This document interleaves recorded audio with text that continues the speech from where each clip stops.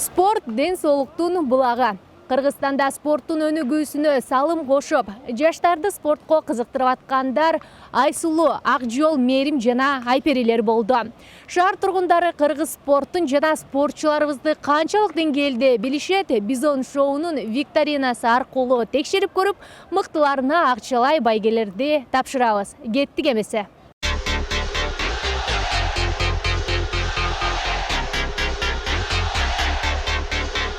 Салам балдар, биринчи таанышып алалы. Менин атым Айпери, Бизон медиа порталынын журналисти болом. Силердин аттарыңар ким? Максат. Саламатчылык, Эрмек. Канча жаштасыңар, кайсыл жакта окуйсуңар? Мен 18-демин, мен финансовый техникумда окуйм.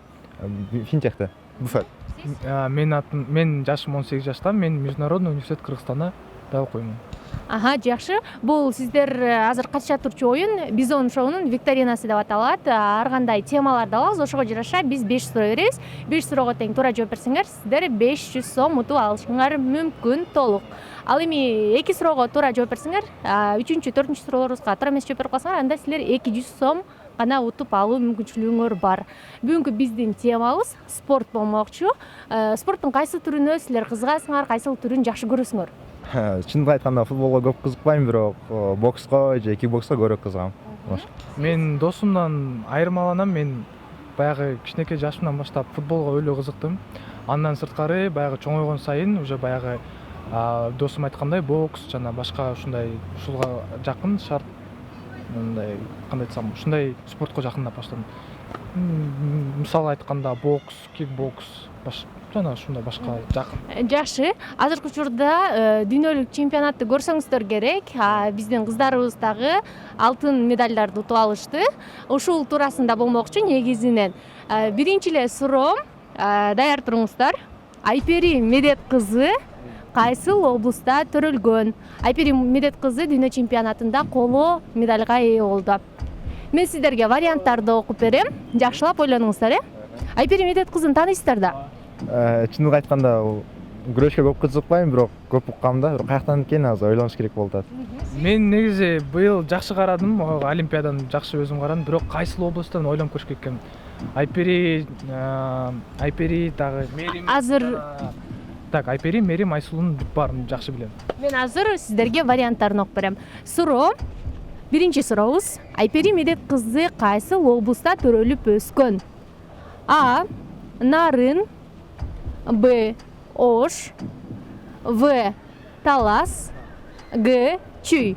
Бул суроонун Нарын, бул А варианты Нарын. Сиз? Нарын болуш керек ошо. Досуңузга ишенесизби?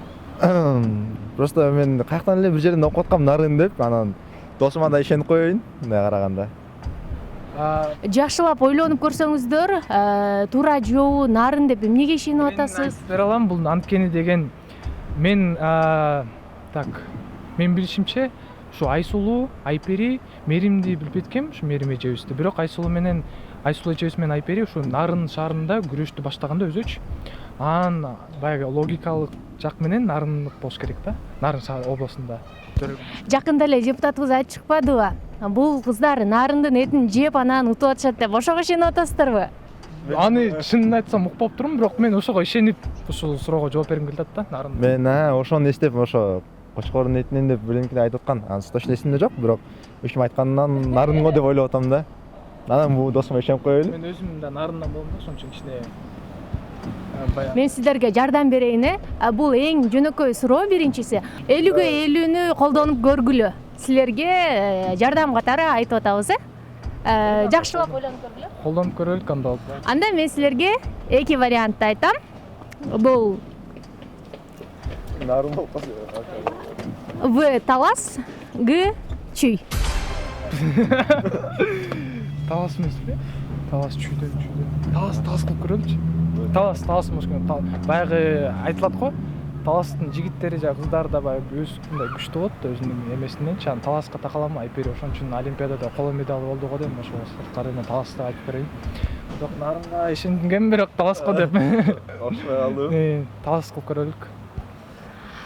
Айпери Медет кызы кайсыл облуста төрөлгөнүн жакшы эле талаштык, тартыштык. Жыйынтыгында сиздер кайсыл жоопту бердиңиздер? Талас областыга бердик. Мен ушул суроону кабыл ала берейин. кабыл алып көрүңүз. Айпери Медет кызы 1999-жылы Чүйдө эмес, Таласта төрөлгөн. Чоң рахмат. Анда эмесе кийинки суроого кеттик. Биринчи суроого туура жооп бердиңиздер. Сиздер жардамдын аркылуу жооп бердиңиздер. Эми мындан ары жардамдар жок, 4 вариант тең болот. Ошого жараша мындан аркы ойуну узуланат. Экинчи суроо. Даярсыздарбы? Мерим Жуманазарова канча жашта? Азыр варианттары жок, айтып көрөсүздөрбү? 22-23 деп айта алам. Мен 23 деп ойлоп атам да. Бирок эмне билбейм, бирок 23 деп ойлоп атам. Мен дали 22-23, 21 деп айта албайм, 22-23. 24 деп айтып албай атам да. Азыр менин варианттарымды угуп көрүңүздөр анда. Мерим Жуманазарова канча жашта? А 21, Б 25, В 20, Г 19. Жакшылап ойлонуп көрүңүздөр. Сиздер айткан вариантта жок, тилекке каршы. 25 деп айта албайм. Мен ушу эми 21-20га такалсам болот экен. 21 болгондо бизде канчанчы жыл калат ушунда? Мындай айтканда азыр. Математиканы иштедебиз. Ооба. 2000-жылкы, 2000-жылкы же 2001-2000-жылкка такалсак болот. 2000-жылкы деп ойлойм. Сиз 25-те го деп ойлоп атам. Нет. Жок. Нет, мен деле айта алам, бирок 21 жаш. Жаш анткени баягы биздин немебизди айтып калчубуз, биле агайыбыз да бүт алдыда депчи келечеги.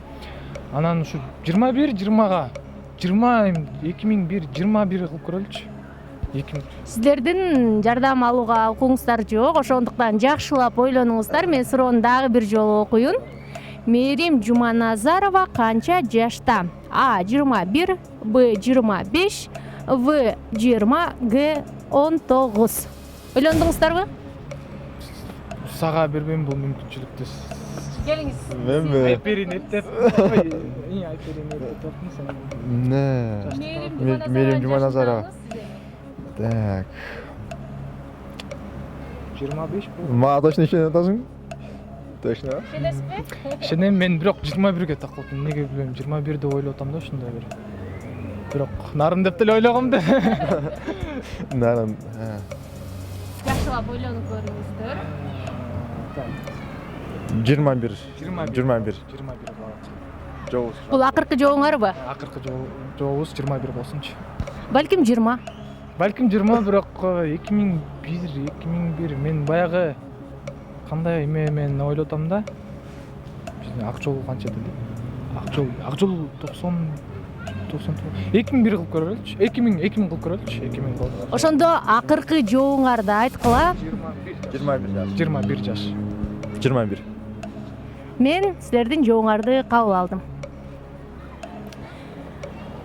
Мерим Жуманазарова 20 жашта эмес, 21 жашта. Азаматсыздар, сиздерди куттуктайм. Сиздер 200 сомго ээ болдуңуздар. Бул сиздердин күйбөй турган акчаңар. Кийинки 3-чү суроого жооп берсеңер, сиздер 300 сом, андан кийинкилерге жооп берсеңер 400 сом жана 500 сом болуп кетет. Бирок сиздер 300 сом ала албайсыздар, билесиздер, 200 гана сом ала аласыздар. 3-чү суроого даярсыздарбы? Даярбыз. Токио Олимпиадасын көрдүңүздөрбү? Ооба, көрдүк. Көргөн жоксуң э? Мен көргөн жокмун. Токио Олимпиадасында медалдык эсеп боюнча Кыргызстан канчанчы орунду ээледи? Варианттарсыз жооп берип көрсөңүздөр, же мен варианттарын окуймбу? Варианттар окуйсуз го, бул абдан татаал оор суроо экен. Эмесин каяктан Инстаграмдан көрүп аткан боюнча где-то 60-70-тинчи Ошо мен эмеспи? 70 болот атам, 70-60-70 ушундай жактар болот. 60-70-тин тегереги деп ойлойсуздар, мен анда варианттарын окуйын, сиздер жакшылап ойлонуп туруңуздар. А 65, Б 5-чи орунда, В 84, Г 70. Кана эмесе сиздердин вариантыңар кайсы? 84 деп айтам. 84 деп ойлойм. Анткени деген бизде мындай карасак, бизден күрөштөн эле 3 медаль болду. Андан сырткары биздин баягы эмебиз албай калды, же алдыбы? 3 медаль 84 же 70ке такал, 70-чи. Менин оюмча 84 деп ойлойм. Досум кандай жооп берет деп. Келиңиз эми сиздин досуңузга дагы ишенели, мүмкүнчүлүк берели. Сиз эмне деп ойлоп атасыз? Ошо 60 канча дедиңиз? 63, 75 Мен дагы бир жолу суроону кайталайын. Токио Олимпиадасында медалдык эсепте Кыргызстан канчанчы орунду ээлеген? А 65, Б 5, В 84, Г 70. Биз азыр 70 мен 84-түн экөөнүн бирөөсүн тандаш керекпиз да. 65 деп ойлой албайм го. Билбейм, 65 3 медаль менен же 4 медаль болсо деле 65-нчи орунга көтөрө албайбыз. 5 точно жок. Канча өлкө аякта катышат? Канча өлкө?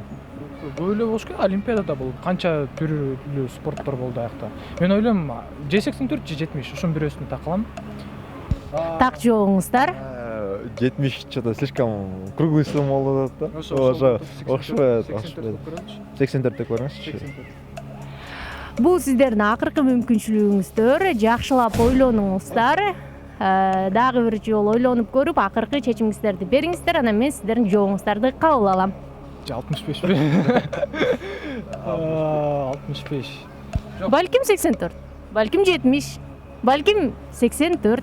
Эми баягы 70 деген баягы бул санды көрсөм мен жаттап калмак деп ойлойм. 65 же 84. Бирок 65 бизде кайра эле баягыны айтайын.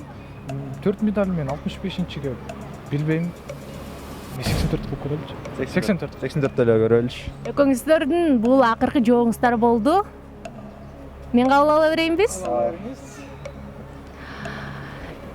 Мен сиздер менен оюндун аягына чейин ойногум келген. Тилекке каршы Токио Олимпиадасын медалдык эсепте Кыргызстан 70-орунду алган. Жакшы, жаттап калмаксың да. Сиздердин бул оюн пайдалуу жагы Токио Олимпиадасында канчанчы орунда экени эсиңиздерде калат болуш керек, Эми калат. Эми точно калат. 70-ти жаттап калмак. 70 да деп. Тилекке каршы сиздер оюндун аягына чейин ойной албай калдыңыздар. Себеби 3-суроого туура эмес жооп берип калдыңар. Бирок ошентсе дагы сиздер күйүп кетпей турчу 200 сомду утуп алдыңыздар. Бул сиздердин жеңишиңиздер. 200 сом. Сиздерди куттуктайбыз. Сиздердин оюнду акырына чейин чогуу ойнойбуз деп үмүттөнгөм. Бирок сиздер 200 сом утуп алдыңыздар. Биринчиден чоң рахмат мына мүмкүнчүлүккө. Экинчиден пайдалуу маалыматты алдык досум экөөбүз. Эми ушундай информацияны, маалыматты билбей алганыбыз кап болуп калды, жаман болуп калды, бирок досум экөөсү кызыктуу болду. Чоң рахмат. Мен да досума кошулуп силерге чоң рахмат айткым келет. Силер өнүгөр эле. Андан сырткары жакшы бир тема алып турсуңар. Чынын айтканда көрүп турбуз, бирок көп нерсеге баягы көңүл бурбай, азыр баягы орусча айтканда на деле всё показывается. И анан эмне деп айтарым, биздин жакында Париж келет. Парижге биздин бүт күрөштөн болбосун да башка спорт түрлөрүндө өнүгө берсин. Анан мүмкүнчүлүк алып мен баягы Айпери, Айсулуу жана Мерим эжелерибизге баарына рахмат айтам. Жеңиш менен силерге терең ыраазычылык айтам. Бүгүн биздин жоламан күрөшөт. Буюрса саат 10-до кечки Бишкектик убакыт менен. Анан жоламанганда ийгилик каалап кетебиз. Ошол күрөшүбүз өнүгө берсин, силер өнүгө бергиле, биз да өнүгө берели.